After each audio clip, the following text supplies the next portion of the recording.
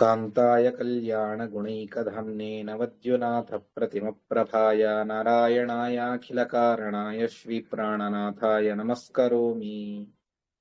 अनाकुलं गोकुलमुल्ललासायत्पालितं नित्यमन्नाविलात्मा तस्मै नमो नीरदनीलभासे कृष्णाय कृष्णारमणप्रियाय। अपि त्रिलोक्या बहिरुल्लसन्ति तमो हरन्ति मुहुरन्तरञ्च विश्यादृशन्नो विशदां जयन्ती मध्वस्य कीर्तिर्दिननाथदीप्तिम्। नमोऽस्तु तात्विका देवाः विष्णुभक्तिपरायणाः धर्ममार्गे प्रेरयन्तु भवन्तः सर्व एव हि। चित्रैः पदैश्च गम्भीरैः वाक्यैर्मानैरखण्डितैः गुरुभावं व्यञ्जयन्ति भाति श्रीजयतीर्थवाक्।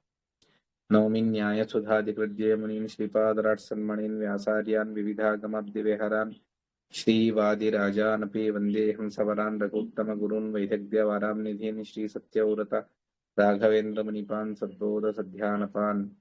सत्याभिनवजो वेदवेत्ता गुरुवर्पिता किलः सत्याधीशोऽवतु मां निर्जिता शेषमायुवत्। सत्यधीरकराब्जोत्तः ज्ञानवैराग्यसागरः सत्यज्ञानाख्यतरणिः स्वान्तध्वान्तं निकृन्ततु। विद्यायां विबुधाचार्यं वेदज्ञानाभ्यचन्दिरं दुर्मतध्वान्तमार्ताण्डं सत्यध्यानमुनिं भजे। सत्याभिघ्नकराब्जोत्थान् पञ्चाशद्वर्षपूजकान् सत्यप्रमोदतीर्थार्यान् नौमि न्यायसुधारतान्। शास्त्रेषु पारदर्शिनं शास्त्रज्ञेश्च वत्सलं दीनभक्तोद्धारकरं सत्यात्मानं गुरुं भजे।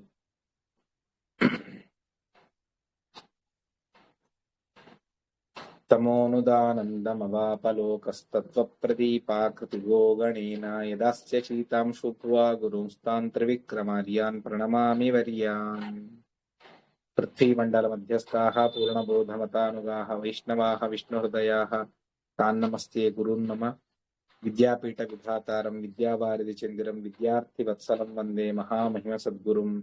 आपादमौलिपर्यन्तं गुरूणामाकृतिं स्मरेत् तेन विघ्नाः प्रणश्यन्ति सिद्ध्यन्ति च मनोरथाः। శ్రీగురుభ్యో నమః. హరి ఓం. వాయుదేవుల వారి గుణముల గురించి అవతారత్రయంలోను హనుమ భీమ మధ్వ అవతారముల్లో వారి యొక్క విశిష్టమైనటువంటి గుణముల గురించి 2 రోజుల నుండి మనం తెలుసుకుంటూ ఉన్నాము. రేపు మధ్వనవమి, అర్థాత్ మధ్వాచార్యుల వారు సశరీరంగా బదరికాశ్రమానికి వెళ్ళినటువంటి రోజు. విశేషంగా వారి ఆరాధనను ప్రతి ఊరిలోనూ మనం జరుపుకుంటూ ఉన్నాం. ఆ మధ్వాచార్యుల వారి విశిష్టమైనటువంటి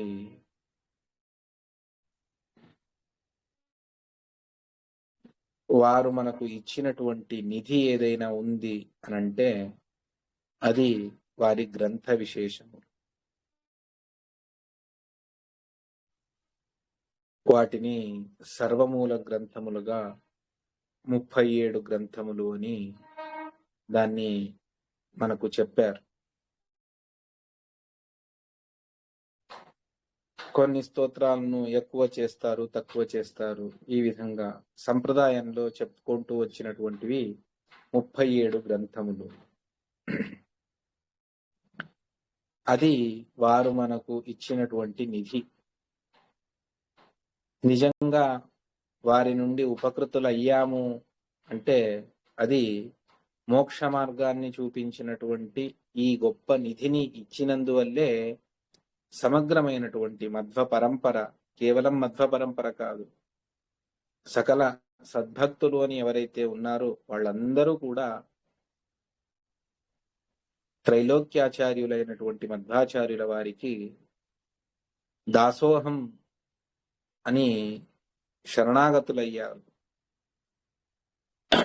ఆ కాలంలో ఉన్నటువంటి పద్మనాభ తీర్థులు, నరహరి తీర్థులు మొదలైనటువంటి వారు, అదేవిధంగా ఉడుపికి చెందినటువంటి హృషికేశ తీర్థులు, ఉపేంద్ర తీర్థులు, జనార్దన తీర్థులు, రామతీర్థులు మొదలైనటువంటి వారు, త్రివిక్రమ పండితాచార్యుల వారు, సుబ్రహ్మణ్య పండితులు, నారాయణ పండితాచార్యుల వారు మొదలైనటువంటి వారు స్వయంగా వారి సాక్షాత్తు పూర్వాశ్రమం అనుజుడు విష్ణుతీర్థుల వారు. ఈ విధంగా వందల సంఖ్యలో శిష్యులకు స్వయం ఉపదేశించి తర్వాత వచ్చేటువంటి భావితరాలకు సమగ్రమైనటువంటి సర్వమూలాలను అందించినటువంటి ఆచార్యుల వారు, తర్వాత వచ్చినటువంటి టీకాచార్యుల వారే మొదలైనటువంటి సమగ్రమైనటువంటి పరంపర ఆచార్యుల వారికి రుణపడి ఉన్నది. ఎందుకు అంటే కేవలం మహిమలను చూపించి వారు పెద్దవారు కాలేదు. ఆ కాలంలో శిష్యులను అనుగ్రహించి గొప్పవారు కాలేదు.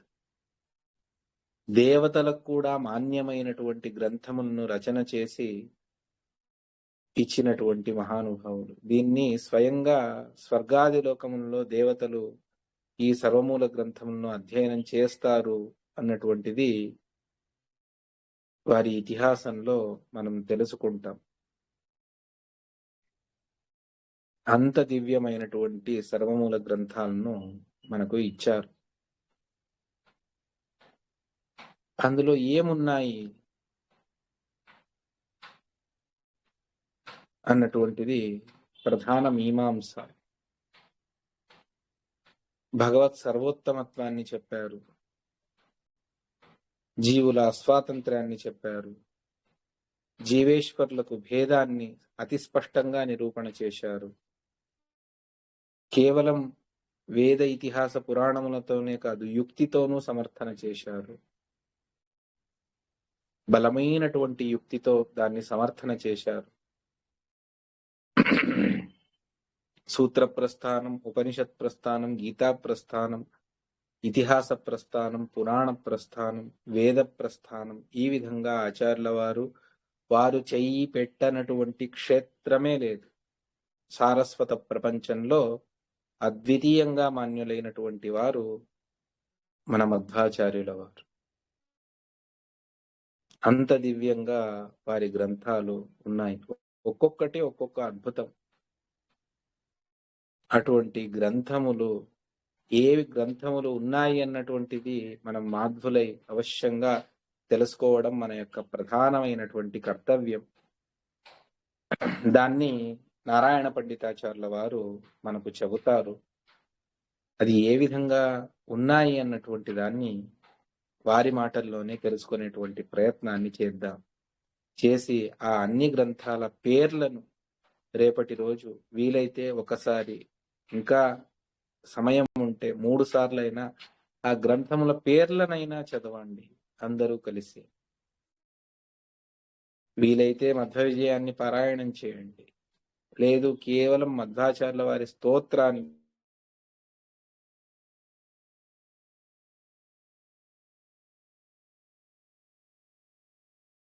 దాన్ని మనం తెలుసుకోవాలి. దాని గురించి ఈ ప్రయత్నం. 15వ సర్గంలో త్రివిక్రమ పండితాచార్యుల వారి వాద సరణి గురించి చెబుతారు. 14వ సర్గంలో వారి దినచర్య ఏ విధంగా ఉండేది ఉడిపిలో ఉన్నప్పుడు అన్నటువంటి దాన్ని విస్తారంగా చెప్పి, 15వ సర్గం ప్రారంభంలో ఆచార్యుల వారు తాము చాతుర్మాస్య సంకల్పాన్ని చేస్తారు అన్నటువంటి దాన్ని మనకు చెబుతారు. చేసి అప్పుడు ప్రతిరోజు వారు అద్భుతమైనటువంటి ఉపనిషత్తుల మీద, బ్రహ్మసూత్రముల మీద వ్యాఖ్యానాన్ని చేస్తూ వెళతారు. ఎక్కడ అంటే అమరాలయ అన్నటువంటిది కుడిల్ అని చెబుతారు. కుడ్లు అని మంగళూరు ప్రాంతంలో అది వస్తుంది. ఆ అమరాలయంలో వారు భాష్య ప్రవచనానికి ఉపక్రమిస్తారు. అదే సందర్భంలోనే అందరూ కలిసి త్రివిక్రమ పండితాచార్యుల వారిని ఏ విధంగానైనా మధ్వాచార్యుల వారిని ఎదుర్కోవాలి మీరు అని చెబుతారు. అంతవరకు వారి గురించి వినడం, స్వయంగా తమ తమ్ముడైనటువంటి శంకర పండితుల వారు వారి శిష్యులుగా వెళతారు. తమ చెల్లెలు వారి శిష్యురాలైతుంది. అర్థాత్ తత్వ సిద్ధాంతాన్ని తెలుసుకుంటుంది. ఆ సందర్భంలో త్రివిక్రమ పండితాచార్యుల వారిని వచ్చి వేరే వాళ్ళందరూ కూడాను ఎలాగైనా మీరు వారిని ఎదుర్కోవాలి. సరే, గ్రంథ భండాగారం అంతా కూడా శంకర పండితుల వారి ఇంట్లో ఉంటుంది. రాత్రి వేళ ఎవరూ లేనప్పుడు మధ్వాచార్యుల వారి గ్రంథములను అధ్యయనం చేసేవారు. ఎంత దివ్యంగా వీరి యొక్క ఆ గ్రంథ రచన ఉన్నది, ఏం అద్భుతమైనటువంటి తత్వ నిరూపణ, చాలా అద్భుతంగా ఉన్నది అని అప్పుడే అనిపిస్తుంది.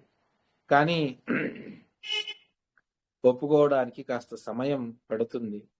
దానికి ఇదే సమయం చాతుర్మాస్య సందర్భంలో ఆచార్యుల వారు బ్రహ్మసూత్రముల మీద అద్భుతమైనటువంటి వ్యాఖ్యానాన్ని చేస్తారు.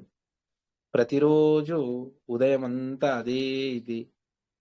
ఆ విధంగా చేస్తూ ఆచార్యుల వారు ప్రతి ఒక్క సిద్ధాంతాన్ని నిరాకరణ చేస్తూ విష్ణుర్మోక్షాదిదాతేతి విశ్వం భవతి శోభనం అని చాలా అద్భుతంగా భగవంతుడి పారమ్యాన్ని, సర్వోత్తమత్వాన్ని తమ అద్భుతమైనటువంటి వ్యాఖ్యానంలో ప్రతిపాదన చేస్తారు. త్రివిక్రమ పండితాచార్యుల వారు ఎదురుగా కూర్చొని అంతా విని తర్వాత మధ్యలో ఒకసారి త్రివిక్రమ పండితాచార్యుల వారికి అనిపిస్తుంది, నా మనస్సునే చదివి వీళ్ళు భాష్య పాఠాన్ని చెప్తున్నారా ఏమిటి అని అనిపిస్తుంది. ఆ విధంగా అంత విడమరిచి ఆచార్యుల వారు చెబుతూ ఉన్నారు. వారి అనేక ప్రశ్నలకు సమాధానాలు అక్కడ దొరుకుతాయి. త్రివిక్రమ పండితాచార్యుల వారు అంటే సామాన్యులు కాదు, మహామేధావి మూర్ధన్యులు. త్రివిక్రమ అని వారికి పేరు పెట్టిందే ఆ విధంగా అని. సాహిత్యంలో, వేదంలో, వేదాంతంలో వారికి సమానమైనటువంటి ప్రతివాదినే లేదు అని ఆ కాలంలో ప్రసిద్ధి. అంతటి త్రివిక్రమ పండితాచార్యుల వారు ఎదురుగా కూర్చున్నప్పుడు ఆచార్యుల వారు భాష్య పాఠాన్ని చెప్తూ ఉన్నారు. తర్వాత వారు అనేక ప్రశ్నలున్నాయి, ప్రశ్నలన్నీ అడుగుతారు, దానికి సమాధానాలను చెబుతారు. వారు న్యాయబద్ధంగా, తర్కబద్ధంగానే వారు విచారక సరళిని కొనసాగిస్తారు. ఆచార్యుల వారు దానికి ప్రతితర్కాలను అద్భుతం రీతిలో వారు ఊహించడానికి కూడా సాధ్యం కాకుండా ప్రతితర్కాలను ఆచార్యుల వారు చెబుతారు. దానికి మూక విస్మృతులైపోతారు. తమ దగ్గర జవాబు లేదు అని. 15 రోజుల వరకు ఇది జరుగుతుంది. సప్తాష్టాని దినాన్నేవం వాదం కృత్వా సహామున నిరుత్తరం తం నిశ్చోద్యం చక్రే చక్రాయుధ ప్రియ. నిరుత్తరులైపోతారు.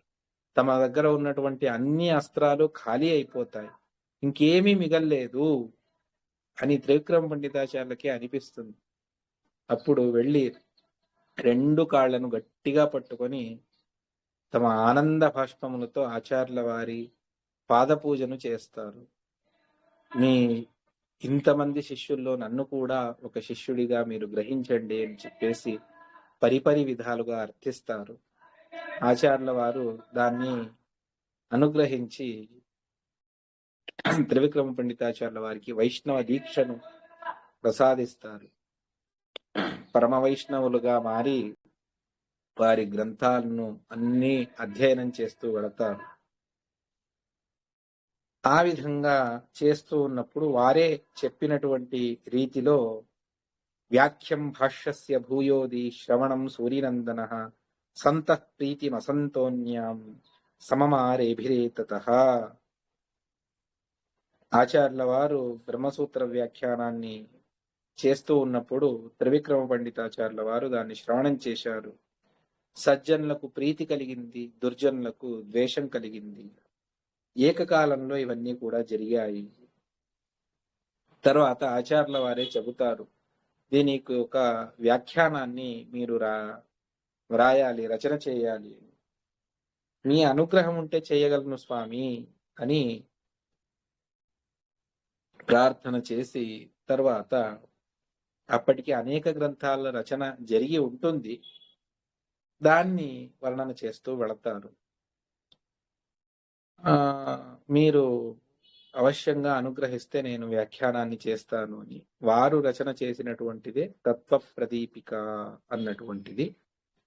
తత్వదీపిక, తత్వ ప్రదీప అని దాని పేరు. త్రివిక్రమ పండితాచార్యుల వారు రచన చేసినటువంటి మధ్వాచార్యుల వారి భాష్యానికి వ్యాఖ్యాన రూపంగా తత్వ ప్రదీపికను రచన చేస్తారు.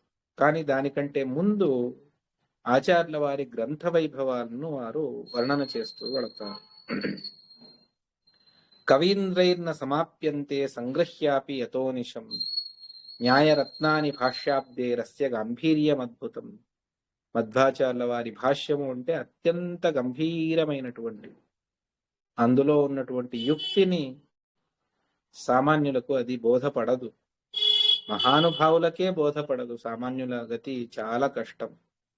అత్యంత గంభీరంగా ఒకే ఒక ఉపనిషద్ వాక్యాన్ని దీన్ని ఇచ్చేసి ముందుకు వెళ్ళిపోతారు ఆచార్యుల వారు. ఆ సూత్రానికి అంతే అర్థమని అనిపిస్తుంది, కానీ అలా లేదు.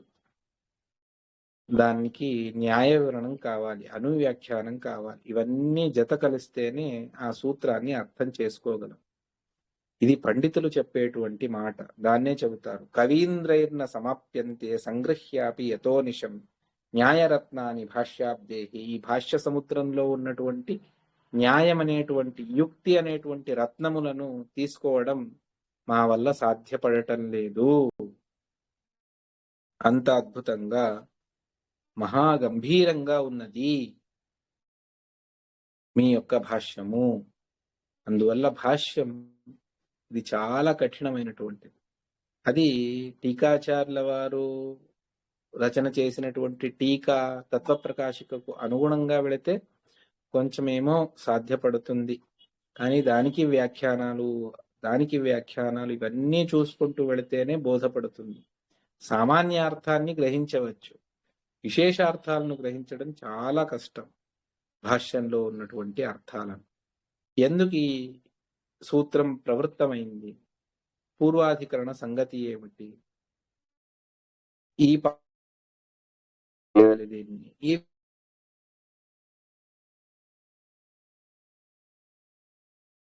ఆ విధమైనటువంటిది భాష్యం. దాని గాంభీర్యాన్ని ఎవ్వరూ అర్థం చేసుకోలేరు. ఎవరు చెప్పేది? త్రివిక్రమ పండితాచార్యుల వారు. వారు సకల శాస్త్ర పారంగతులు, అంటే షడ్దర్శనాలను అధ్యయనం చేసినటువంటి వారు. అటువంటి వారు ఈ మాటను చెప్పాలి అంటే ఏమీ చదవనటువంటి వాళ్ళు చెబితే దానికి విలువ ఉండదు. అన్నీ చదివినటువంటి వారు చెబితే, ఆ శాస్త్రాల్లో మునిగిపోయారు వారు, అటువంటి వారు చెబితే దానికి ఒక విలువ ఉంటుంది. అందువల్ల వాళ్ళు చెప్పేటువంటి మాట, ఇందులో ఉన్నటువంటి యుక్తి, దాన్ని ఈ చేత్తో ఈ విధంగా మన బుద్ధితో ఇలా పైకి తీసుకుంటాము అన్నటువంటిది మాకు సాధ్యపడటం లేదు. ఇక దశోపనిషద్ భాష్యములు ఉన్నాయి. అవి ఏ విధంగా ఉన్నాయి అంటే దానికి తగ్గట్టుగానే అర్థాన్ని, ఆ ఉపనిషత్తుకు ఏ విధమైనటువంటి అపచారం జరగకుండా అన్యూన అనతిరిక్తమైనటువంటి అర్థాన్ని వివరణ చేస్తుంది ఆ ఉపనిషత్తులకు మీ యొక్క భాష్యములు. చాలా అద్భుతమండి. దశోపనిషదోర్దేవి దేవా ఇవ సమీప్సితాః. దేవతలు వారి దేవతా స్త్రీలను సంతోషపరిచినట్టుగా మీ యొక్క భాష్యార్థములు, ఉపనిషద్ భాష్యార్థములు ఆ ఉపనిషత్తుకు అత్యంత సరిగా అవి అర్థాన్ని చెబుతాయి. అంత అద్భుతమైనటువంటివి. అందులో ఈశ, షట్ప్రశ్న, కేన, కాఠక, తైత్తిరీయ, ముండక, మాండూక్య ఇవి చిన్న ఉపనిషత్తులు. ఐతరేయ, ఛాందోగ్య, బృహదారణ్యక అన్నటువంటివి చాలా పెద్దవైనటువంటివి. ఎందుకు వీటికి మాత్రమే రచన చేశారు? ఉపనిషత్తులు చాలా ఉన్నాయి. శ్వేతాశ్వతర ఉపనిషత్తు, మరొక ఈ విధంగా చాలా ఉన్నాయి. కానీ ఆచార్యుల వారు 10కే ఎందుకు రాశారు అంటే, ప్రతివాదులు ఎంతో మంది 10కే రాశారు. వారు తప్పు అర్థాలను చెప్పినందుకు ఆచార్యుల వారు సరిచేయవలసి వచ్చింది. అందువల్ల అదే ఉపనిషత్తులకే ఆచార్యుల వారు వ్యాఖ్యానాన్ని చేస్తూ సరి అయినటువంటి అర్థ ప్రతిపాదన గావించారు. అది చాలా అద్భుతమైనటువంటిది. అటువంటి దశోపనిషద్ భాష్యములు మీ ద్వారా వచ్చాయి. దీన్ని ఉపనిషత్ ప్రస్థానము అని పండిత మండలిలో చెప్పేటువంటి ఒక వాడుక పదం. ఉపనిషత్ ప్రస్థానము అని చెబుతారు. అంటే ఉపనిషత్ వ్యాఖ్యానములు.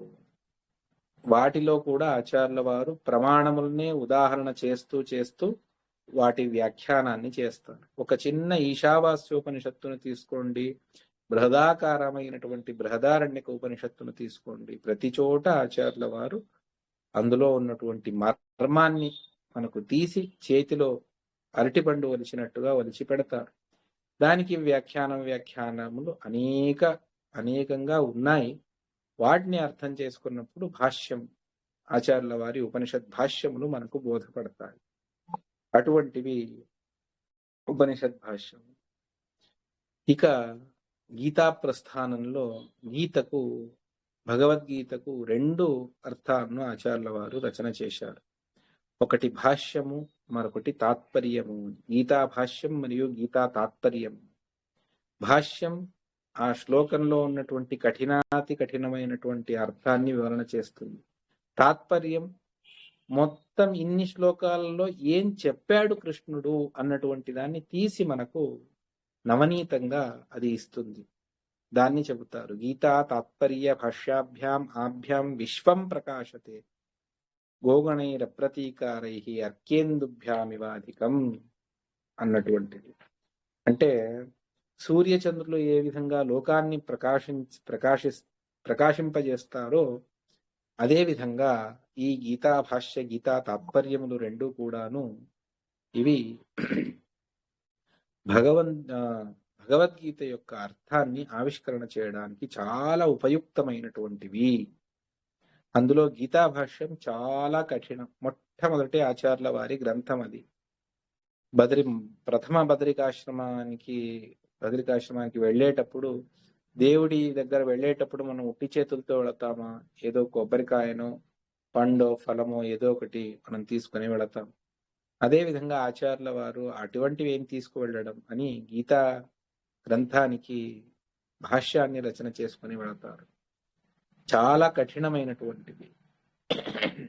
తాత్పర్యం ఉన్న దాంట్లో గీతా భాష్యాన్ని చూసుకుంటే సరళంగా, నిజంగా తాత్పర్యం కూడా కష్టమే, అదేమంత సులభమైనటువంటిది కాదు. అనేక ప్రమేయములను తాత్పర్యం వివరణ చేస్తుంది. గీతా భాష్యం కూడా అలాగే ఉన్నది.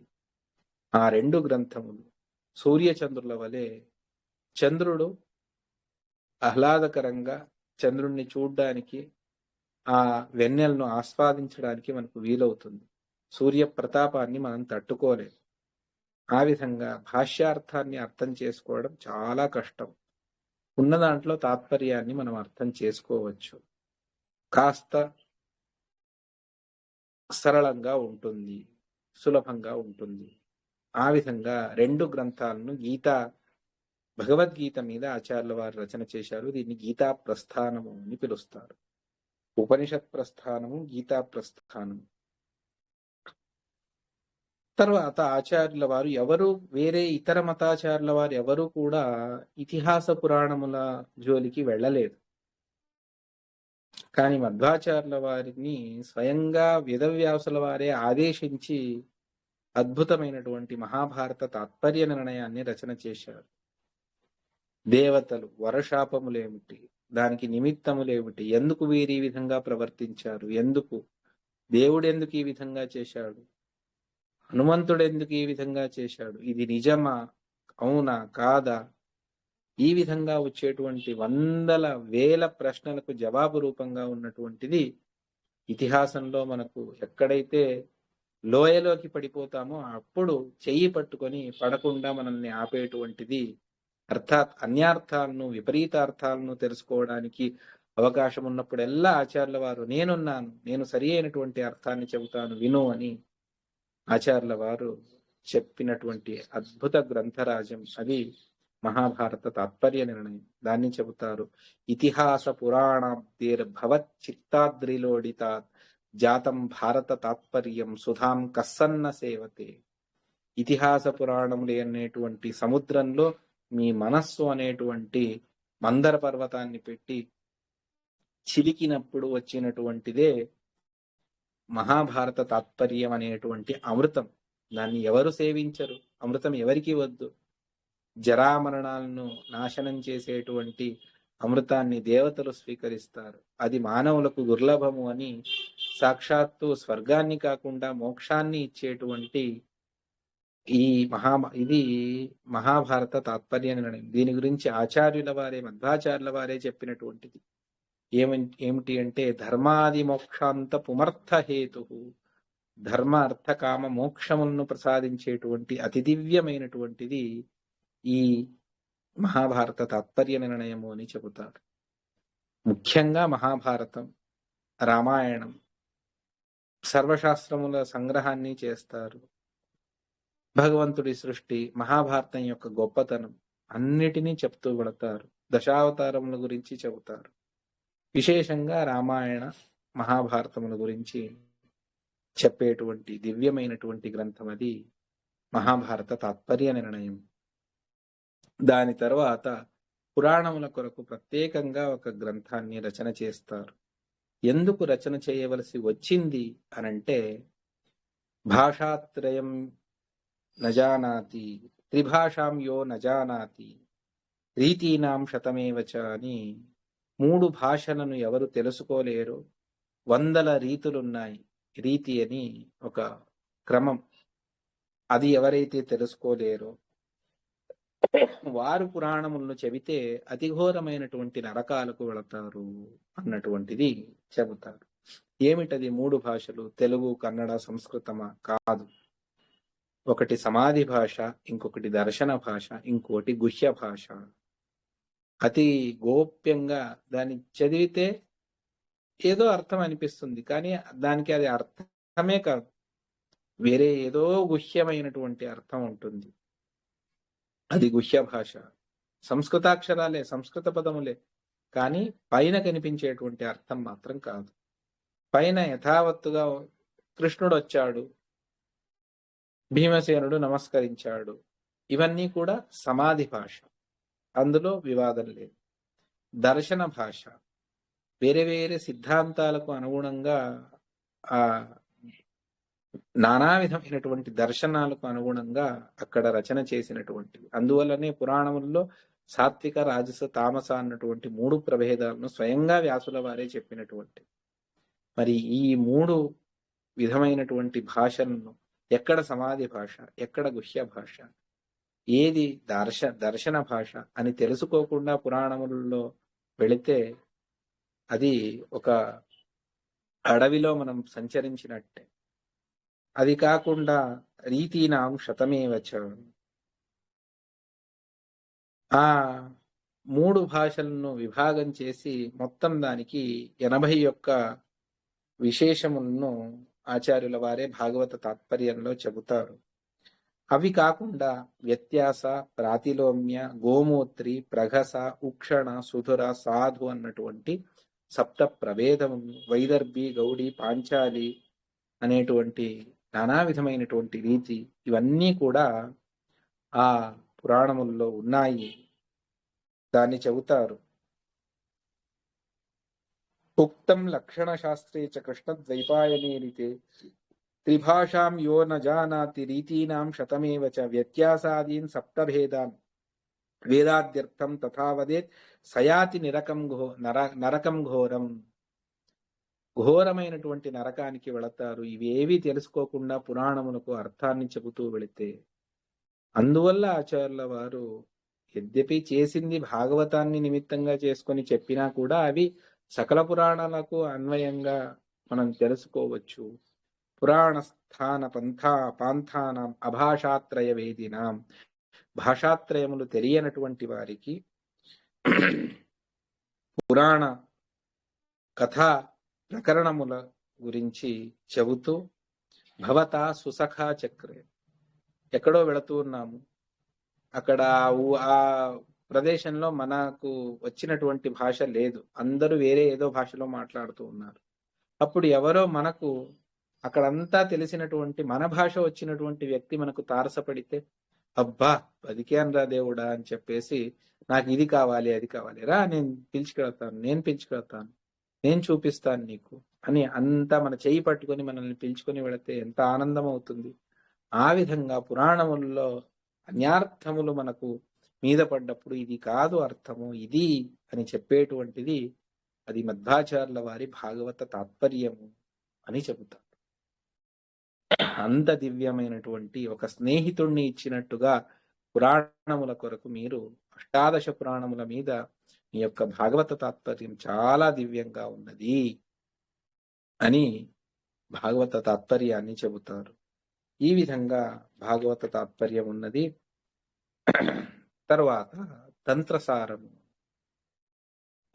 మంత్రసిద్ధి కొరకు ఆచార్యుల వారు ఇచ్చినటువంటిది. దేవాలయ నిర్మాణం ఏ విధంగా, హోమ హవనాలను ఏ విధంగా చేయించాలి, దాని విశేషములు ఏమిటి, దేవాలయ నిర్మాణం ఏ విధంగా చేయాలి, వాస్తు పురుషుడు అంటే ఎవరు, నానావిధమైనటువంటి మంత్రాలు, ఆరోగ్యం కొరకు ఏమిటి, ఐశ్వర్యం కొరకు ఏమిటి, విఘ్న నాశనం కొరకు ఏమిటి, ఈ విధంగా ప్రతి ఒక్క దాన్ని అష్టమహామంత్రముల యొక్క విశేషములు, అవి ఏ విధంగా ప్రాదుర్భవిస్తాయి మొదలైనటువంటి విశేషాలను చెబుతుంది తంత్రసారం. తంత్రార్థం అంటే ఏమిటి, తంత్రం అంటే ఏమిటి, మంత్రం అంటే ఏమిటి, దాని ప్రత్యేక చాలా అద్భుతంగా అతి సంక్షేపంగా ఆచార్యుల వారు ఎక్కడా విస్తారాన్ని చేయలేదు. 400 శ్లోకాల్లో సమగ్రమైనటువంటి విశ్వాన్నే మన ఎదురుగా చూపించి వేస్తారు ఆచార్యుల వారు. అటువంటిది తంత్రసారం. కస్తంత్రసారం సంప్రాప్య నస్యాత్ పర్యాప్త వాంఛిత అమరైరాశ్రితాఛాయం కల్పద్రుమ విమోత్తమం. దేవతలకు నీడ కావాలి అంటే వాళ్ళు ఏ విధంగా ఆ అమర వృక్షమైనటువంటి దేవతా వృక్షమైన కల్పవృక్షాన్ని ఆశ్రయిస్తారో ఆ విధంగా మానవులకు కల్పవృక్షం లేదు అనేటువంటి చింత వద్దు. ఆచార్యుల వారు తంత్రసార సంగ్రహాన్ని చెప్పి మనల్ని అనుగ్రహించారు. అది సాక్షాత్తు భగవంతుడే బ్రహ్మదేవుల వారికి ఉపదేశించినటువంటి తంత్రసారము అనేటువంటి గ్రంథం. దాంట్లో సారాన్ని తీసి మనకి ఇచ్చారు కాబట్టి అది తంత్రసార సంగ్రహము అని సంగ్రహాన్ని చేసి ఆచార్యుల వారు ఇచ్చారు. ఏం కావాలన్నా మీకు సిద్ధిస్తుంది. మన పరంపరలో వచ్చినటువంటి మహానుభావులు రాఘవేంద్ర స్వాముల వారు ప్రసిద్ధి, రఘుత్తమ తీర్థుల వారు, వ్యాసరాజుల వారు, విజయేంద్రుల వారు, శ్రీపాదరాజుల వారు, సత్యబోధ తీర్థుల వారు, ఈ విధంగా ప్రతి ఒక్కరూ మహానుభావులు. అంతంత సామర్థ్యము వాదిరాజస్వాముల వారు. ఇంత సిద్ధి ఉన్నది, ఏమైనా సాధ్యం చేయగలరు వారు. అవన్నీ కూడా వాళ్ళ ఆ సిద్ధి ఎలా సంభవించింది? ఈ మంత్రముల సిద్ధినే సిద్ధి వారందరికీ. ఆచార్యుల వారు పరంపరలో గురువులు శిష్యులకు ఉపదేశం చేసినటువంటి మంత్రము అతి దివ్యమైనటువంటి మంత్రము, మోక్షార్థాన్ని ప్రసాదించేటువంటి మంత్రము, సాత్విక తంత్రాన్ని ఆచార్యుల వారు ఇచ్చారు. ఎక్కడా దీనికి అంటే తామసమైనటువంటి ఒక్క మంత్రాన్ని కూడా ఆచార్యుల వారు చెప్పలేరు. వైష్ణవ మంత్రాలను ఇచ్చారు, దేవతా మంత్రాలను, లక్ష్మీదేవి, వాయు మంత్రాన్ని, భారతీ మంత్రాన్ని, అదేవిధంగా రుద్ర మంత్రాన్ని, గణపతి మంత్రాన్ని, ఈ విధంగా ఆచార్యుల వారు అనేక దేవతా మంత్రాలను కూడా మనకి ఇచ్చినటువంటి దివ్యమైనటువంటి గ్రంథం. దాని చివరిలో ఆచార్యుల వారే చెబుతారు అది ఏ విధంగా ఉన్నది అంటే, గ్రంథోయం పాఠమాత్రేణ సకలాభీష్ట సిద్ధిద. కేవలం పారాయణం చేస్తేనే ఈ తంత్రసారం చాలా సిద్ధినిస్తుంది, అభీష్టాలను అన్నిటినీ కూడా వర్షిస్తుంది. కిము జ్ఞానాత్, దాన్ని అధ్యయనం చేస్తే ఇంకేమిటి, అనుష్ఠానాన్ని అక్కడ ఉన్నటువంటి మంత్రాలను జపం చేసుకుని ఆ క్రమంలో అతడు శ్రద్ధగా ఉంటే అతన్ని పట్టేవారే లేరు లోకంలో. కిము జ్ఞానాత్ అనుష్ఠానాత్ ఉభయస్మాత్ పునఃకిము. రెండింటినీ అధ్యయనము, జ్ఞానము, అనుష్ఠానం అన్నిటినీ చేస్తే దాని సర్వస్వం అది ఇచ్చేటువంటి సామర్థ్యం ఉన్నటువంటిది తంత్రసారం. చూడండి, ఆచార్యుల వారు దేన్ని మనకి ఇవ్వలేదు చెప్పండి, ప్రతిదాన్ని ఇచ్చారు. కానీ మనం తీసుకోలేకపోతున్నాం. అది మన దౌర్భాగ్యమే తప్ప ఆచార్యుల వారిని మనం వేలెత్తి చూపించడానికి ఏమీ లేదు. సర్వస్వాన్ని ఆచార్యుల వారు మానవ మాతృలకు కావలసినటువంటిది అన్నీ కూడా ఇచ్చి వెళ్ళారు. ఇంతే. ఆ శ్రద్ధ, ఆ విశ్వాసం, ఆ అనుష్ఠానం, ఆ క్రమం అది మనకు తెలిసి ఉండాలి. ఆ క్రమంలో మనకు ముందుకు వెళ్ళాలి. మన పూర్వీకులందరూ కూడా దీన్ని ఆచరణ చేసి సిద్ధి పొందారు. మనం దాన్ని కోల్పోయాం. అంతే తేడా. అంత దివ్యమైనటువంటిది తంత్రసారం. ప్రమాణ లక్షణ, కథాలక్షణ అన్నటువంటి 2 గ్రంథాలను ఇచ్చారు. ప్రకరణ గ్రంథాలు అని వీటిని పిలుస్తారు.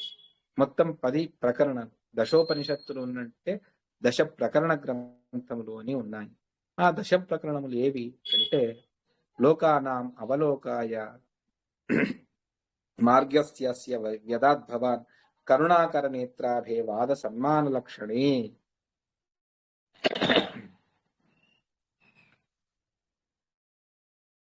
జనులకు చూడ్డానికి రెండు కన్నులు కావాలి. కన్నులుంటేనే చూడగలరు. అదేవిధంగా ప్రమాణ విషయంలో, వాద విషయంలో ఈ రెండు గ్రంథాలు కన్నుల వలె ఉన్నాయి. ప్రమాణములంటే ఏమిటి? ప్రత్యక్షం, అనుమానం, ఆగమం. దాన్ని తెలుసుకోవడం ఎలా? ప్రత్యక్షం అంటే ఏమిటి? అనుమానం అంటే ఏమిటి? ఆగమం అంటే ఏమిటి? అక్కడ ఉద్దేశ లక్షణ పరీక్ష మొదలైనటువంటివన్నీ కూడా దాని వ్యత్యాసాలను చెప్పేటువంటిది ప్రమాణం. ఇది ఇలా చెప్పారు, నేను ఎందుకు నమ్మాలి దీన్ని? కారణం ఏమిటి? యుక్తి ఏమిటి? కొన్ని ప్రత్యక్షంతో మాత్రమే తెలుసుకోగలం బాహ్య ప్రపంచాన్ని, కొన్ని ప్రత్యక్షంతో తెలుసుకోలేం. బరువు, దాన్ని ఎప్పుడూ ప్రత్యక్షంతో మనం తెలుసుకోలేం. అది అనుమాన వేద్యం. గురుత్వం ఇది అనుమాన వేద్యము అని మన సిద్ధాంతంలో చెబుతాం. కంటికి కనిపించదు బరువు, మనం ఎత్తితే భారంగా అనిపిస్తుంది. ఎంత అన్నటువంటి దాన్ని తెలియదు. దాన్ని తక్కెడలో వేసి చూసుకొని సరిపోయింది అంటే ఓహో ఇది ఇంత ఉంటుంది అని మనం తెలుసుకోగలం. యత్ పతతి తద్గురు, ఏది పైనుండి పడుతుందో అది బరువుగా ఉంటుంది. అదే ఆచార్యుల వారు చెబితే దానికి పెద్ద ఇది లేదు. అదే న్యూటన్ యాపిల్ పైనుండి పడింది అన్న వెంటనే అది పెద్ద సిద్ధాంతం. పైన బరువుగా ఉన్నటువంటిది కింద పడుతుంది, అది సహజం. గురుత్వాకర్షణ శక్తి అది భూమికి ఉన్నది. దాన్ని పురాణములు ఎప్పుడో చెప్పాయి, భూమికి గురుత్వాకర్షణ శక్తి గురించి. ఇక్కడ మనకు చెప్పినటువంటిది ఆ ప్రమాణముల గురించి. అదేవిధంగా కథాలక్షణం. కథాలక్షణం ఇది వాద కథ. వాదంలో వాదం, కథ, జల్ప, వితండ. ఆ కథ ఏ విధంగా జరగాలి, ఇద్దరి మధ్యలో వాదం ఏ విధంగా పక్కదారి పట్టి వెళ్ళిపోతుంది. ఇచ్ఛానుసారంగా చెప్పడం కుదరదు. ఒక విషయం మీద చర్చ చేస్తూ ఇంకో ఏదో విషయం అంటే అది ఎప్పటికీ తేలదు. అలా కాదు, మధ్యలో నిర్బంధించాలి. నువ్వు ఆ దారిలో వెళ్ళకూడదు, ఇదే దారిలోనే మనం వెళ్ళాలి. ఎందుకు, ఏమిటి, దాని లక్షణాలు ఏమిటి, అవన్నీ చెప్పేటువంటిది కథా లక్షణం. తర్వాత విష్ణుతత్వ నిర్ణయం.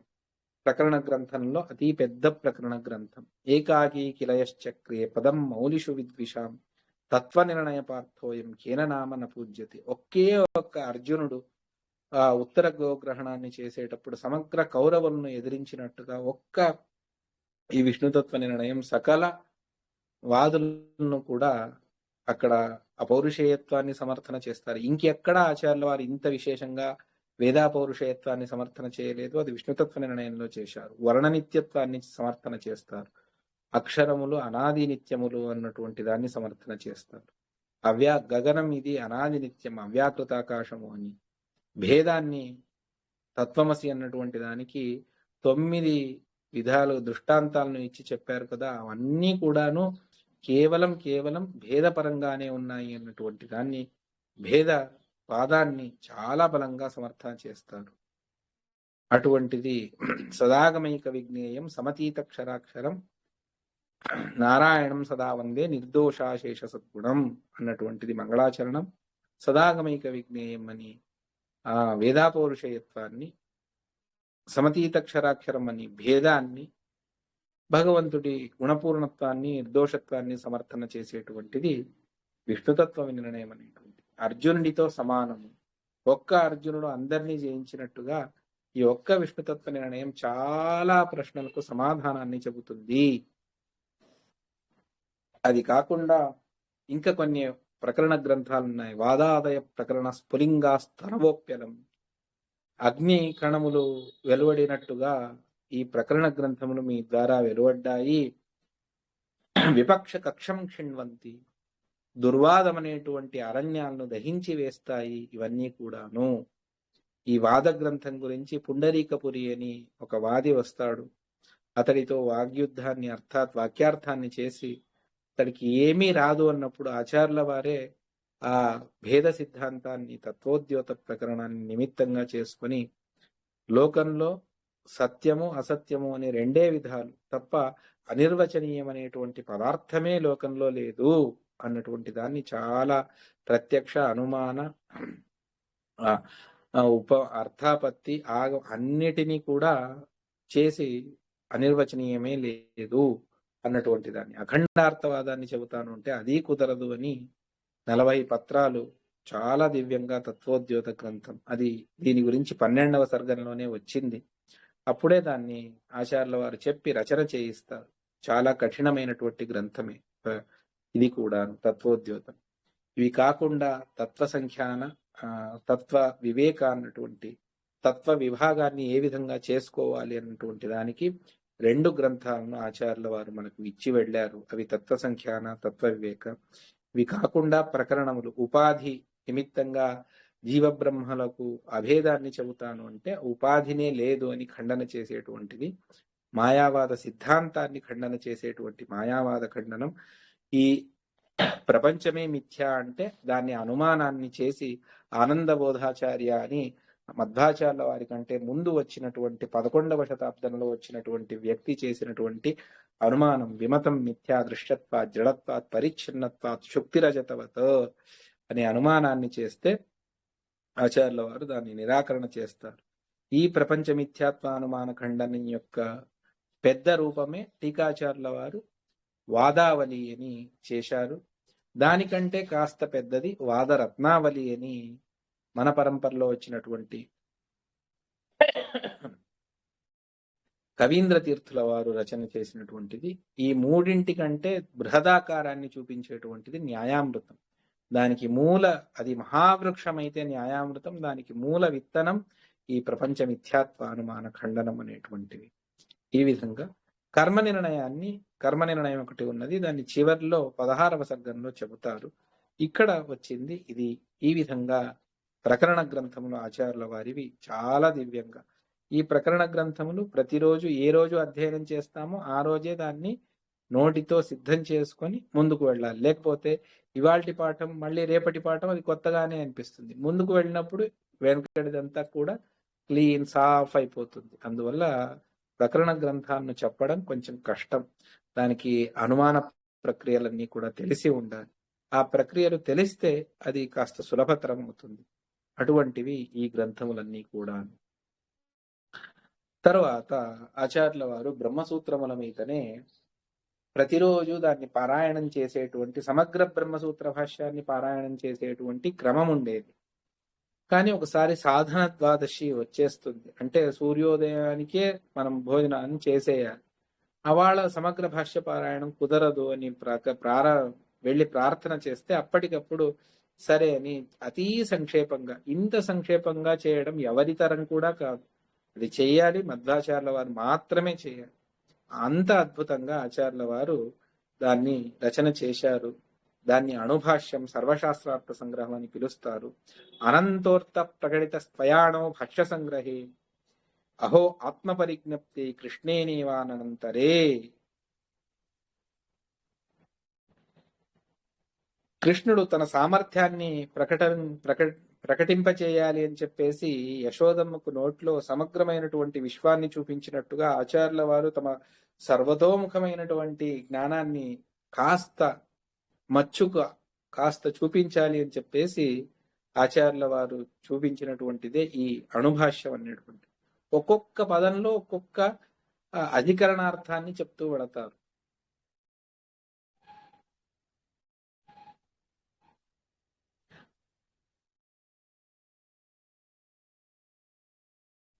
ఈ విధంగా అణుభాష్యాన్ని ఆచార్యుల వారు రచన చేసి ఇచ్చారు.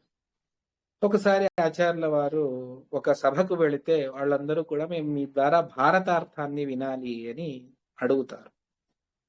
ఆచార్యుల వారికి అదేం గొప్ప విషయము కాదు, పెద్దది కాదు. అంతలో ఒక పండితుడు లేచి దాన్ని చాలా అద్భుతమైనటువంటి సాహిత్య రూపంలో మాకు వినిపించండి.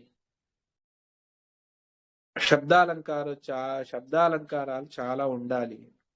అది యమకము అని పిలుస్తారు.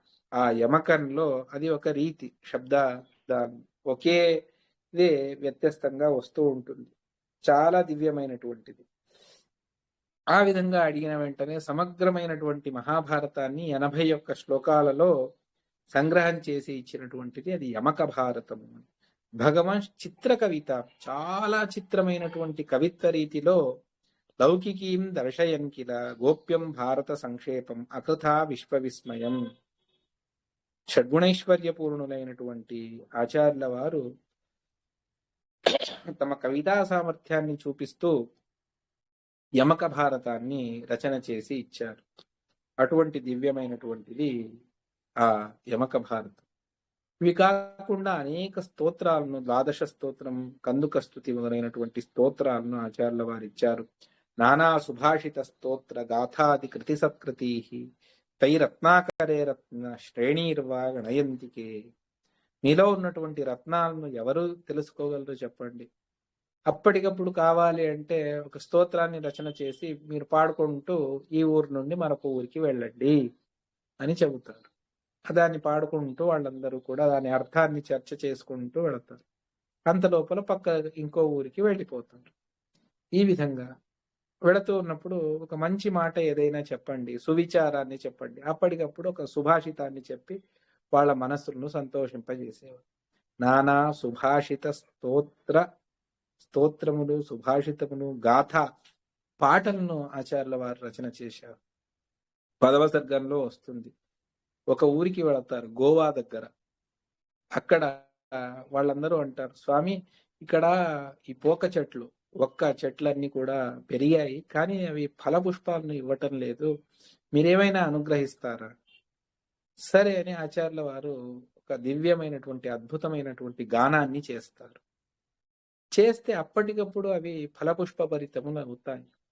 కానీ ఎంత విచిత్రం అంటే ఆచార్యుల వారు పాటను అందుకోగానే అక్కడ ఉన్నటువంటి ఆ జనులందరికీ కూడా మోహపరవశుతులై అందరూ పడుకొండిపోతారు. లేచి చూసే లోపల ఆచార్యుల వారు ఆ ఊరు వదిలిపెట్టి వెళ్ళిపోతారు. అక్కడ చూస్తే ఆ వృక్షాలన్నీ కూడా ఫలపుష్పములతో నిండి ఉన్నాయి. ఈ విధంగా ఆచార్యుల వారి యొక్క గాన సంపద, గంధర్వులకు కూడా సాధ్యపడనటువంటి అద్భుతమైనటువంటి గాన సంపద ఆచార్యుల వారి సొంతము అని చెబుతారు. ఈ విధంగా గాథాది కృతి సత్కృతి, ఆది శబ్దంతో అనేకమైనటువంటి అంబరంగా చుంబితపాద అన్నటువంటి ఇది సదాచార స్మృతి. రోజు ఉదయం లేచినప్పటి నుండి పడుకునే వరకు మనం చేయవలసినటువంటి కర్తవ్యములేని సదాచార స్మృతి ద్వారా చెప్పారు. జయంతి కల్పం, యతులు ఏ విధంగా ఉండాలి, యతి ప్రణవ కల్పాన్ని. ఈ విధంగా ఆచార్యుల వారు అందరికీ అన్ని గ్రంథాలను ఇచ్చారు. ఏషు దభ్రమతీందభ్రాన్ హసత్యుచ్చై సతాం సభ చింతామణిశ్చింతయతి మితానప్యమితార్థదాన్. ఇది చూసి కొంతమంది ఓర్వలేక మీ మధ్వాచార్యుల వారు చాలా చిన్న చిన్న గ్రంథాలను రచన చేశారు అని. దానికి మహానుభావులందరూ నవ్వుతూ ఉన్నారట. మూర్ఖులారా, చింతామణి ఉండేది ఎంత ఉంటుంది? మణి ఇంతే ఉంటుంది, కానీ అది అభిష్టాలను అన్నిటినీ కూడా ఇస్తుందా లేదా? అదే విధంగా ఆచార్యుల వారి గ్రంథములు గాత్రంలో చిన్నది, కానీ అర్థంలో సమగ్రమైనటువంటి ప్రపంచాన్ని చూపిస్తాయి మీకు. అంత అద్భుతమైనటువంటి కృతులు ఆచార్యుల వారిని అని సజ్జనుల సభ నవ్వుతోందట, అపహాసం చేస్తోంది. ఎవరైతే ఆచార్యుల వారి గ్రంథములు చిన్నవి అని అంటారో వారిని చూసి అపహాసం చేస్తూ ఉన్నది. అపరోపిష్యతే స్మావిర గ్రంథే శ్వేతేషు సత్స్వపి. ఇన్ని గ్రంథాలున్నా కూడా మాకు మరొక అద్భుతమైనటువంటి గ్రంథం కావాలి. అది ఏ విధంగా ఉండాలి అంటే కేవలం యుక్తి ప్రధానంగానే ఉండాలి, తర్కభూయిష్టంగా ఉండాలి, ప్రతివాది మతాలను నిరాకరణ చేసేటువంటి అతి సామర్థ్యం కలిగి ఉండాలి. గ్రంథేభ్య ఏభ్యో అగాధేభ్యో యుక్తయోనో దురుద్ధరాహ మనోమంద్యాత్తతో గ్రంథం వ్యక్త తర్క తతిం కురు. ఇన్ని గ్రంథాలున్నా కూడా ప్రతి గ్రంథంలోనూ ఆచార్యుల వారి ఏదో ఒక విశేషములు, ఏదో ఒక యుక్తి, అద్భుతమైనటువంటి మార్గదర్శనం ఇవన్నీ కూడా ఉన్నాయి. కానీ ఆ యుక్తులను మనం ఈ విధంగా ఎత్తి చూపించలేకపోతున్నాము. మా మతికి అది సాధ్యపడటం లేదు. అందువల్ల మీరే ఒక విధంగా మాకు అనుగ్రహించి ఆ తర్కభూయిష్టమైనటువంటి ఒక గ్రంథాన్ని రచన చేయండి అని త్రివిక్రమ పండితాచార్యుల వారు ఇంత అద్భుతంగా ఇవన్నీ గ్రంథాలున్నా కూడాను మాకు మరొకటి కావాలి అని ప్రార్థన చేసుకోగా ఆచార్యుల వారు ఇత్యర్థితో వ్యధాన్మద్వః సోను వ్యాఖ్యాం సతాం సుధాం దుర్వాది గర్వాద్రి పవిం మాయిద్వాంతర విద్యుతి. ఆచార్యుల వారు దానికి ఏమి అవశ్యంగా చేద్దాము అని అప్పటికప్పుడు ఆచార్యుల వారు వారి ప్రార్థనను మన్నించి రచన చేసినటువంటి గ్రంథమే అనువ్యాఖ్యానం. 1919 1919 శ్లోకాలు శ్లోక రూపంలో ఉన్నటువంటిది ఈ గ్రంథములన్నీ కూడా. చాలా విచిత్రంగా ఒక్కొక్క శ్లోకాన్ని అర్థం చేసుకోవడానికి దేవతలు దిగి రావాలంతే, అంత కఠినంగా. కొన్ని సరళంగా ఉంటాయి, కానీ కొన్ని చాలా కఠినాతి కఠినం. ఎందుకు? తర్కభూయిష్టంగానే ఉన్నది. ఆ అనువ్యాఖ్యానాన్ని వ్యాఖ్యానం చేస్తూ రచన చేసినటువంటి మహాగ్రంథమే శ్రీమన్యాయ సుధా గ్రంథం. మాధ్వ సిద్ధాంతంలో మేరుకృతి. దేన్ని అధ్యయనం చేస్తేనే వారు పండితులు అని అనిపించుకుంటారో అటువంటి మహాగ్రంథం శ్రీమన్యాయ సుధా గ్రంథం. దానికి మూలమైనటువంటిది అనువ్యాఖ్యానము. అటువంటి అనువ్యాఖ్యానాన్ని సకల దుర్వాదులను నిరాకరణ చేసి వైష్ణవ సిద్ధాంతాన్ని అతి సమర్థంగా ప్రతిపాదించినటువంటి కృతి ఏదైనా ఉంది ఈ లోకంలో అంటే అది అనువ్యాఖ్యానం. మాయిద్వాంతర విద్యుతిని, సకల మాయా సిద్ధాంతాన్ని దూరం చేసినటువంటి కృతి అది ఈ అద్భుతమైనటువంటి అనువ్యాఖ్యానం. అది కూడా ఆచార్యుల వారు చాలా విచిత్రంగా రచన చేయిస్తారు. 4 శిష్యులను కూర్చోబెట్టి చెబుతారు. చెప్పిన వెంటనే 4 రచన చేస్తూ వెళతారు. చూస్తే ఒకరు ప్రథమాధ్యాయం, ఇంకొకరు 2వ అధ్యాయం, మరొకరు 3వ అధ్యాయం, ఒకరు 4వ అధ్యాయము. ఈ విధంగా 4 అధ్యాయాలను ఆచార్యుల వారు మనకు ఇచ్చారు. అది చాలా విచిత్రం అనిపిస్తుంది. చెప్పింది ఒకసారే చెప్పారు, ఒక్కొక్కరికి ఒక్కొక్కసారి చెప్పలేదు. కానీ ఒక్కొక్కరికి ఒక్కొక్క క్రమంలో అర్థమైంది. ఒకరు ప్రథమాధ్యాయాన్ని ఆ శ్లోక రూపంలో రచన చేశారు, 2వ వారు ద్వితీయాధ్యాయాన్ని, 3వ వారు తృతీయాధ్యాయాన్ని, 4వ వారు చతుర్థాధ్యాయాన్ని. ఈ విధంగా యుగపద్ రచయన్నీనాం కదాచిత్ స నిరంతరం చతురశిష్య లీలయా లేఖయక్కలు. అనాయాసంగా చెప్తూ వెళ్ళారు. అనాయాస ఆలోచన చేసి ఇది ఈ విధంగా ఉండాలి, అయ్యో ఇక్కడ తప్పైంది, ఏమీ లేదు. పారాయణం చేస్తూ ఉన్నట్టుగా ఆచార్యుల వారు చెప్తూ వెళ్ళారు. ఒకరు ప్రథమాధ్యాయాన్ని అర్థమైంది, ప్రథమాధ్యాయాన్ని రచన చేశారు. మరొకరు ద్వితీయాధ్యాయం, మరొకరు తృతీయ. ఎందుకు అంటే తాము భావి చతుర్ముఖ, 4 ముఖాలు ఉంటాయి బ్రహ్మదేవుల వారికి. తాము ఆ పదవికి వస్తాము అని చూపించడానికి అన్నట్టుగా ఆచార్యుల వారు చెబితే ఒక ముఖం నుండి ప్రథమాధ్యాయం, ఇంకొక ముఖం నుండి ద్వితీయాధ్యాయం, మరొక ముఖం నుండి తృతీయాధ్యాయం, మరొక ముఖం నుండి చతుర్థాధ్యాయం. ఈ విధంగా శిష్యులకు అర్థమై రచన చేసినటువంటి గ్రంథ రాజమే అది అనువ్యాఖ్యానము. ఈ విధంగా ఆచార్యుల వారి అనువ్యాఖ్యానం ఉన్నది. ఇంత అద్భుతంగా ఉన్నది. యుక్తాయాః యుక్తిమాలాయాః ప్రోక్తాయాస్తత్ర చాత్మనా వ్యక్తం చక్రే వివరణం కవీంద్రైరేష దుష్కరం. అక్కడ యుక్తిమాల అని చెబుతూ వెళతారు అనువ్యాఖ్యానంలో. పూర్వపక్ష యుక్తి ఏమిటి, సిద్ధాంత యుక్తి ఏమిటి, ఈ అధికరణాలకు పూర్వపక్ష యుక్తి ఏమిటి, సిద్ధాంత యుక్తి ప్రతి చోట చెబుతారు. ఆ చెప్పిన దాన్ని అర్థం చేసుకోవడం కష్టము అని శిష్యులకు తామే దాన్ని వివరణ చేస్తారు. అదే న్యాయ వివరణ అన్నటువంటి గ్రంథం. వ్యక్తం చక్రే వివరణం కవీంద్ర ఏష దుష్కరం. మహానుభావులకు, మహామేధావి మూర్ధన్యులకు సాధ్యపడనటువంటి క్రమాన్ని ఆచార్యుల వారే అక్కడ అనువ్యాఖ్యానంలో చెప్పినటువంటి న్యాయములకు వివరణ రూపంగా ఇచ్చినటువంటి గ్రంథమే అది న్యాయ వివరణ గ్రంథము అని ఈ విధంగా ఆచార్యుల వారు ఇచ్చారు. తరువాత చివర్లో 16వ సర్గంలో చెబుతారు. ఒకసారి వైద్యనాథేశ్వర అన్నటువంటి క్షేత్రానికి వెళతారు. అక్కడ తమ శిష్యుడే చాలా పేదవాడు, ఈ నిర్గతికుడు, కానీ మహాభక్తిమంతుడు, ఆచార్యుల వారి మీద చాలా భక్తి. అతడు వెళ్ళి నమస్కరించి ప్రార్థన చేసుకోగా ఆచార్యుల వారు అతడి మీద కరుణతో, సరే నేను నీకు గ్రంథాన్ని ఇస్తాను, రోజు పారాయణం చెయ్యి, దానిలో ఉన్నటువంటి దాన్ని అనుష్ఠానం చెయ్యి, నీకు సకల అభీష్టాలు కలుగుతాయి అని చెప్పేసి అతడి యోగ్యతను గుర్తించుకొని ఇచ్చినటువంటి గ్రంథమే అది కృష్ణామృత మహార్ణవము అని. పూజ ఎందుకు చేయాలి? నామమంత్రం యొక్క వైశిష్ట్యం ఏమిటి, భగవత్ సర్వోత్తమత్వాన్ని, ఏకాదశి ఉపవాసాన్ని ఎందుకు చేయాలి, ఏమిటి, అన్నిటినీ చెప్పేటువంటి గ్రంథం అది కృష్ణామృత మహారణం. క్షేత్రాగ్ర్యం త్రిభువన వైద్యనాథనాథం ప్రస్థాయ ప్రచురతరాంతర ప్రభావి శ్రీకృష్ణామృత పరమర్ణవాభిధానాం చక్రే సద్వచన తతిం స్వభక్త భూత్యై. తమ భక్తుడికి భూతి అంటే ఐశ్వర్యం, ఐశ్వర్యం కొరకు లౌకిక ఐశ్వర్యం మాత్రమే కాదు, మోక్షాది పురుషార్థమును ప్రసాదించేటువంటి దివ్యమైనటువంటి కృష్ణామృత మహారణం అనేటువంటి గ్రంథాన్ని ఆచార్యుల వారు రచన చేసి ఇస్తారు. తర్వాత ఉచ్చభూతి, ఉజిరే అని పిలుస్తారు. ఇప్పటికీ కూడా అది దక్షిణ కన్నడ జిల్లాలో ఉంది. అక్కడికి వెళ్ళినప్పుడు అక్కడ కొంతమంది పండితులు కూపమండూకముల వలె ఆచార్యుల వారు సన్యాసులు వారికి కర్మ గురించి తెలియదు అని భ్రాంతి చెంది వారు కర్మ విషయంలో యజ్ఞయాగాదులు అక్కడ అతీ లోతుగా వెళ్ళి అక్కడ కొన్ని ప్రశ్నలను సంధిస్తారు. సర్వజ్ఞోప్యయమధికం నయజ్ఞ భంగీం సంవిత్తే యతీతి బద్ధ నిశ్చయోసౌ ఆభాంతం పరిషది మత్సరాద పృచ్ఛత్ కర్మార్థ శృతి గహనార్థ ఖండభావం. అతి గహనమైనటువంటి కొన్ని వేదముల అవి సహజంగానే ఉంటాయి, కానీ దాని ఒక చోట ఉన్నదాన్ని రెండో చోటికి అన్వయం చేస్తూ ఆ రెండు శృతులను కలుపుకొని అర్థం చేయవలసినటువంటి ప్రసంగం అది. అది అంత సులభంగా తెగేటువంటిది కాదు.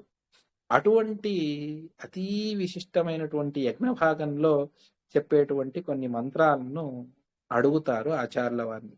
ఈ విషయంలో వీళ్ళు ఏమీ చెప్పలేరు అని వాళ్లకు, ఎందుకంటే ఏ విషయంలోనూ ఆచార్యుల వారిని ఎదుర్కోలేకపోయారు. వేదాంతంలో లేదు, తంత్ర ఎక్కడా లేదు. ఇంకా యజ్ఞ భాగం అయితే సన్యాసులకు యజ్ఞ నిషేధం కాబట్టి వీళ్ళు చిన్న వయస్సులో ఆశ్రమాన్ని స్వీకరించారు, వీళ్ళకు యజ్ఞభంగి ఏది తెలియదు అన్నటువంటి ఒక భ్రాంతిలో ఉండిపోయి పాపం వాళ్ళు అడిగారు.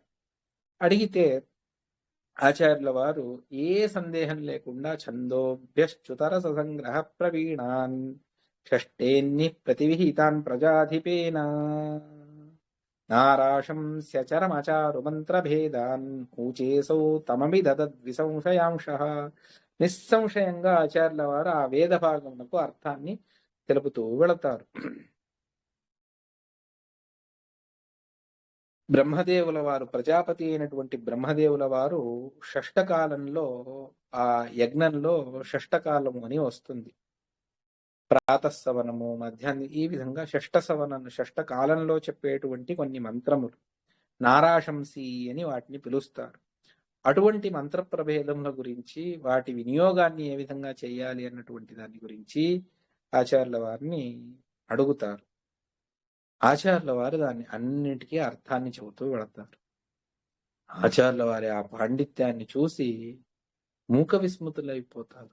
ఏమి మాట్లాడడానికే లేదు. పాండిత్యం పరమం అవేక్షతస్య తాదృక్ సంఘర్ష క్షుభితమనా విపక్ష సంగ. ఆ అడిగినటువంటి అందరూ పండితులు వారి ఆ ప్రఖరమైనటువంటి ఆ వేద వ్యాఖ్యానాన్ని చూసి అక్కడి నుంచి పలాయనాన్ని అందరూ పారిపోతారు, ఎవరూ నిలబడలేరు.